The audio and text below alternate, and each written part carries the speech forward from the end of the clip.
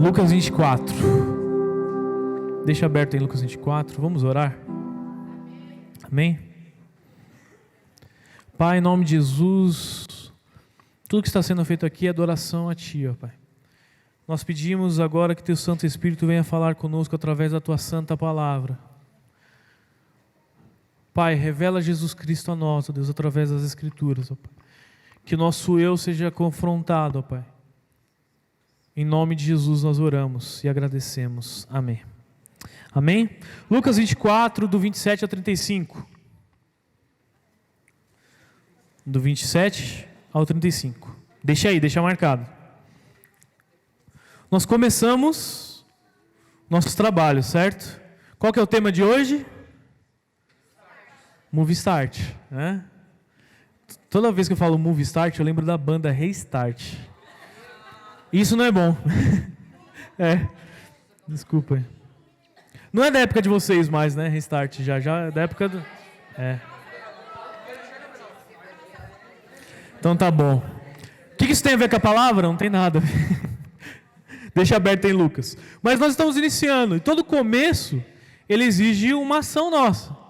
Quando a gente vai mudar de escola, pode ser bom, pode ser ruim, mas a gente tem que ir até lá. Quantos aqui mudaram de escola nesse ano? Foram para o ensino médio? Levanta a mão, só para entender.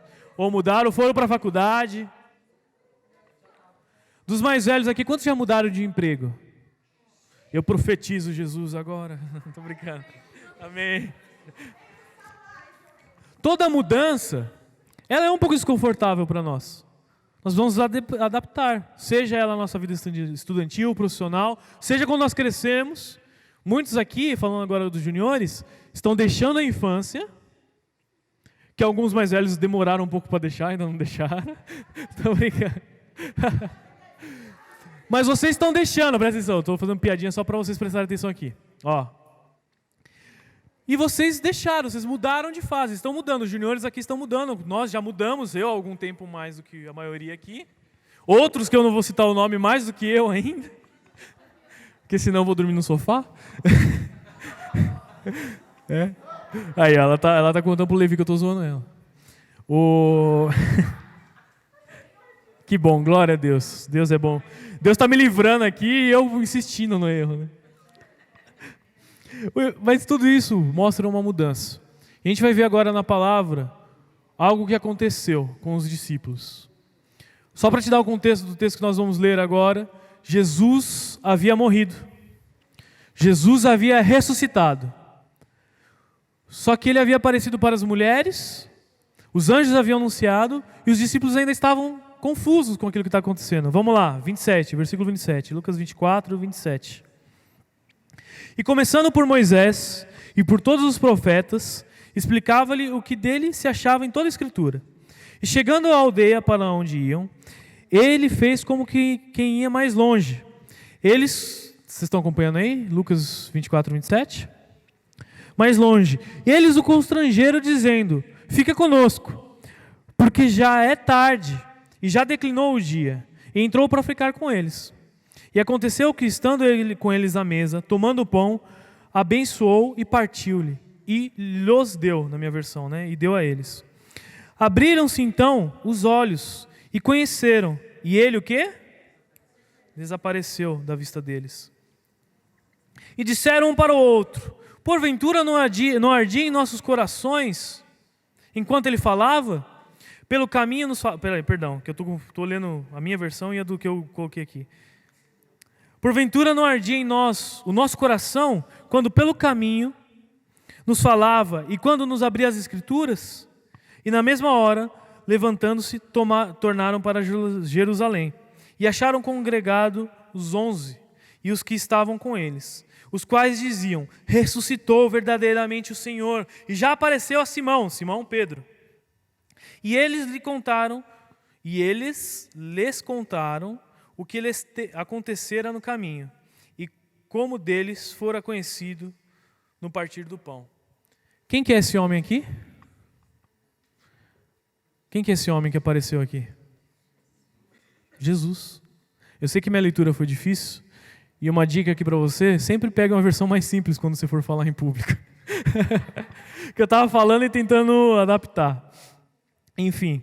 Mas Jesus, então ele havia sido crucificado, os discípulos haviam se reunido, estavam com medo, fugido. As mulheres foram até o túmulo, procuraram por Jesus, não acharam. Quando elas estavam saindo, apareceu o anjo, em Mateus fala 1, em Lucas fala 2, e falaram: por que vocês procuram entre os homens aquele que vive está? Só de falar isso me arrepia. Ele não estava mais lá. Jesus. Elas voltam correndo, contam para os discípulos. Aí você vai ler lá a narrativa de Mateus e de Marcos. Eles vão falar que os discípulos saíram correndo. E Marcos ainda escreve, Marcos ou João, agora me fugiu a memória. Ele fala assim, que João, ele que escreve, chegou mais rápido do que Pedro no lugar. É um detalhe, eu acho que ele quis dar uma... Pedrão, você ficou para trás, perdeu a corrida. E aí chegam lá, não encontram o mestre também, não encontram Jesus, e aí depois ele aparece para eles. Então, tem uma série de narrativas aqui acontecendo. O que é importante para nós, nesse sentido? Os discípulos não sabiam o que estava acontecendo. Porque os discípulos esperavam que eles teriam em Jesus a redenção da sua nação. Ô Regis, pessoal, vamos receber o Regis, gente? Não tinha te visto. Bem-vindo. Regis, não tinha visto você. Mas, voltando para a Bíblia, os discípulos, eles esperavam que Jesus ia libertar Israel de Roma. Eles tinham algo dentro deles que precisava terminar, para que eles entendessem que era um novo começo com Jesus. Porque eles esperavam um poder de Deus de domínio nessa terra, quando na verdade Jesus queria dominar o coração deles. E aí a Bíblia narra aqui para a gente, um pouco antes do trecho que nós lemos, que 2 discípulos que moravam em Emaús, uma cidade, um vilarejo ali próximo a Jerusalém, eles se põem ao caminho e estão conversando. Olha, você viu, Jesus, cara, era a nossa esperança.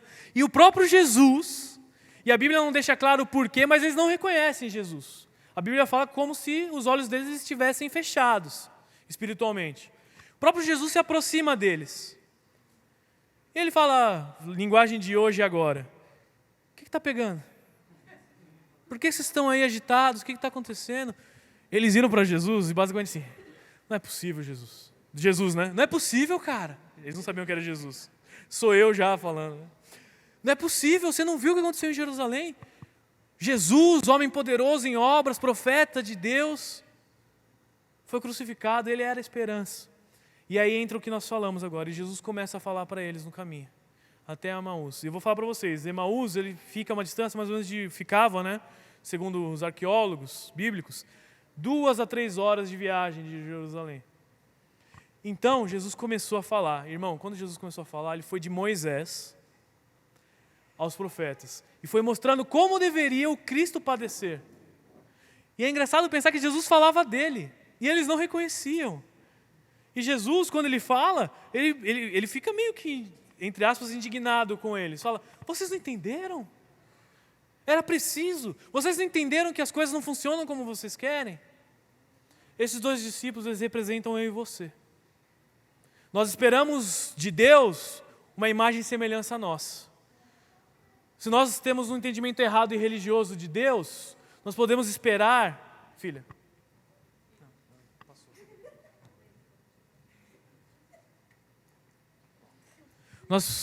Perdão, tá, gente? É que ela veio aqui, eu sabia que ela queria o celular. Nós podemos esperar algo errado. Nós podemos esperar que Jesus, ele venha para dominar, que Jesus venha para estabelecer um governo, Deus venha, e o pior, sabe o que nós podemos pensar? Que Jesus vem para satisfazer o meu e o seu interesse.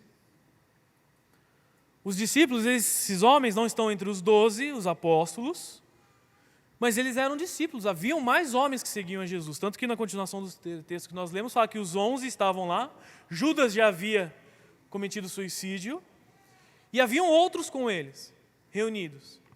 Então haviam outros homens, eles caminharam com Jesus, mas eles não conheceram Jesus. Não conheceram o plano de Deus. E não é exclusividade deles, os apóstolos também não entenderam direito a parada. Lá em Atos 1, se a gente vai ler, mesmo depois de 40 dias Jesus aqui na terra, falando sobre como ele deveria padecer, falando sobre o plano de Deus, eles viram: e aí, Jesus, é agora que você vai restaurar o reino a Israel? Eu imagino que Jesus ficou com vontade de dar um pedala Robinho neles. Assim, ó, daquele... Né? Mas Deus é cheio de graça. E nós podemos estar na mesma situação que eles. Nós entendemos muitas vezes que Deus é alguém, um gênio da lâmpada, que veio aqui para satisfazer e para estabelecer o nosso reino. Alguém que veio, alguém para qual nós oramos, alguém que eu tenho que obedecer para receber algo. Alguém que eu tenho que fazer para ser merecido por Ele. Só que Jesus, quando Ele vai explicando no caminho para esses discípulos, Ele vai falando, não é você que me merece, sou eu que vim te buscar porque você não merecia. Não é o seu reino, não é sobre a sua vontade, é sobre o meu reinado, é sobre o resgate da sua vida do pecado. Jesus passou 3 horas explicando isso para eles. No caminho inteiro. E eu fico preocupado muitas vezes que nós não conseguimos prestar 30 minutos, 20 minutos de atenção numa palavra. Se Jesus viesse aqui agora e ficasse 3 horas falando sobre o Evangelho, você teria paciência para ouvi-lo? Quero. Não, né? É bom, a melhor coisa que tem é a sinceridade. Mateus, viu, gente? É Mateus, né? Mateus. A gente não teria Mateus visitando. A gente não tem paciência hoje para ouvir Jesus. E como consequência disso, nós não entendemos o que Jesus quer para nós. Aqueles discípulos, eles precisavam que algo terminasse na vida deles. E aí você vai pegar lá em Isaías, profeta do Antigo Testamento. Isaías, no capítulo 6, fala assim, no ano que morreu o rei Uzias, eu vi o Senhor. Para você que não sabe, Isaías era primo de Uzias. Precisou algo morrer, uma expectativa, precisou algo no qual Isaías tinha confiança, morrer para que ele visse o Senhor. Precisou para esses discípulos que Jesus morresse, que eles entendessem que era necessário a morte de Jesus, para que eles vissem o plano de Deus para a vida deles. E a pergunta que eu faço para você nessa noite, o que precisa morrer em você? O que precisa morrer em você para que você entenda que Jesus é maior? O que precisa morrer em você para que você entenda que Ele é, e isso basta. Que a vontade é dEle, não é nossa. Nós estamos vivendo um momento na nossa história, quem está no grupo lá do WhatsApp, o pastor e a pastora mandaram, né? Nós tivemos semana passada no Descende, um evento aqui missionário, maravilhoso. Nós estamos no momento que Deus está levantando uma nação, mas nós não podemos cair no erro de pensar que Deus vai levantar o nosso reino. Deus quer estabelecer o reino dEle nessa terra. Deus quer levantar uma geração que prega a palavra dEle, que vive para Ele, não só num evento, e eu estava lá, por isso que eu estou falando, de 200 mil pessoas, mas no dia a dia, no metrô, na escola, na faculdade, vivendo Jesus. É tempo de nós vivermos, eu estou olhando para a TV, tá? Por isso que eu estou... Nos movermos e existimos em Jesus. Aqueles discípulos, eles estavam indo no caminho para Emaús, eles estavam decepcionados, Jesus começa a explicar para eles, eles não reconhecem quando Jesus se senta à mesa, parte o pão. Eu imagino que nessa hora o Espírito Santo caprichou, porque ele fez mais ou menos o que ele fez na ceia. Né? Ele abriu, ele pegou o pão, repartiu. Nessa hora os olhos deles foram abertos, eles reconheceram que era Jesus. E a frase deles é algo que precisa acontecer comigo e com você. Lá no versículo 32, vamos lá para o versículo 32. E disseram um para o outro, porventura não ardia em nós o nosso coração quando pelo caminho nos falava e quando nos abria as Escrituras?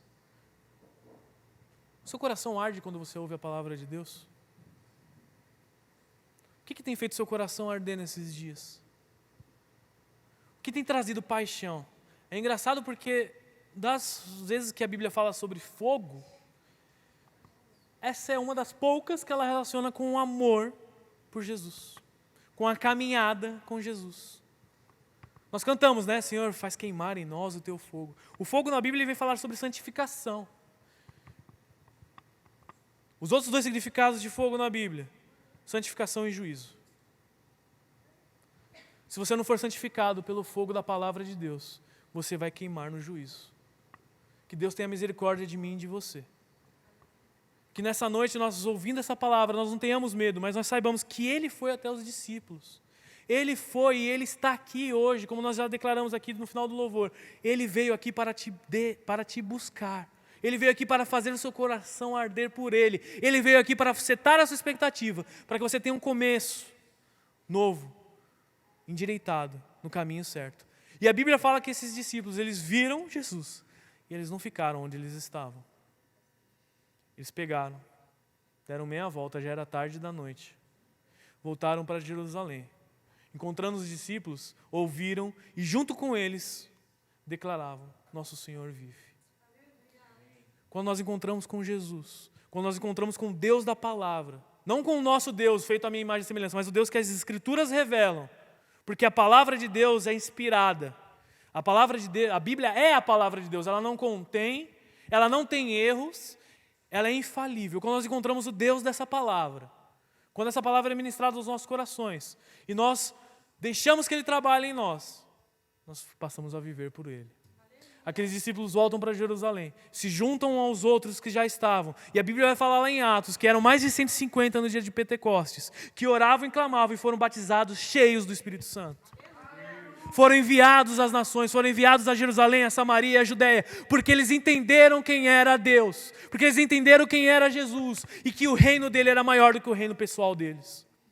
Que não se tratava de uma libertação de um povo fisicamente, como não se trata nos nossos dias de um levantar da igreja para dominar o Brasil, dominar as nações. Não, se trata de um reino de luz que vai se levantar contra as trevas, contra a opressão do diabo, que vai proclamar liberdade aos cativos, cura aos enfermos. Como diz a palavra de Deus em Isaías 61. Esse chamado é feito para você e para mim nessa noite. O chamado de Jesus é: abandona tudo. Deixa para trás o seu reino, deixa para trás a sua vontade. Porque como mesmo Ele ensinou na oração do Pai Nosso: venha a nós o teu reino, Jesus. Venha a nós o teu reino, Deus, e seja feita a tua vontade. Pode se colar de pé para nós orarmos?